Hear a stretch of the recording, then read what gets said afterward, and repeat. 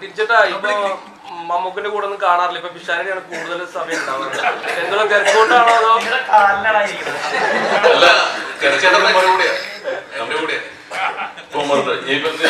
നേരത്തെ ചോദിച്ചത് ഇത്ര തിരക്കുള്ള ആളെ എങ്ങനെയാണ്? ഞാൻ തിരക്ക് സ്വന്തം ഉണ്ടാക്കുന്ന ആളാണ്. ഞാൻ ഓടി നടന്ന് വർക്ക് ചെയ്യുന്ന ഒരാളാണ്. പക്ഷേ പ്രയോറിറ്റി അതാണ് നമുക്ക് എപ്പോഴും തിരക്കുകൾ. അപ്പൊ എന്റെ തിരക്കെന്ന് പറഞ്ഞാൽ ഈ പടത്തിൽ പങ്കെടുക്കുക എന്നുള്ളതാണ്. അപ്പൊ എന്ത് തിരക്കുണ്ടെങ്കിലും ഒരു നോന്ന് പറഞ്ഞൊരു ഡേറ്റ് ഞാൻ കൊടുത്തിട്ടില്ല. കാരണം ഡബിങ്ങിന് വരെ വിളിക്കുമ്പോൾ എന്റെ എല്ലാ പ്രയോറിറ്റീസും മാറ്റി വെച്ചിട്ട് ഞാൻ ഇതിൽ വന്നത്.